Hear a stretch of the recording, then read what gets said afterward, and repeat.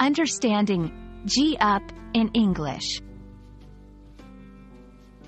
Hello, dear learners. Today, we'll be diving deep into a fascinating English phrase, G up.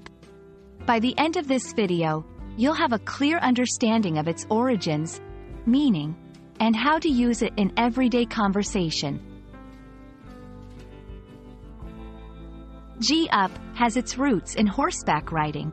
Historically, riders used specific vocal commands to instruct their horses. G was used to tell the horse to turn or move to the right, and ha was used for the left. Over time, G up evolved into a general command to encourage a horse to move faster or start moving. In today's context, G up is not as commonly used in its literal sense. However, you might still hear it in rural areas or places where horseback riding is prevalent.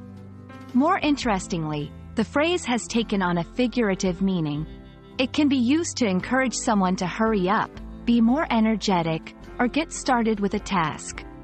For example, if someone is delaying a group activity, you might playfully say, "Come on, G up," to prompt them to move faster. Let's see G up in action.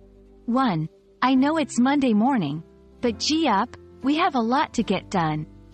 2. You're almost at the finish line, G up and give it your all. 3. We don't have all day. G up and grab your things.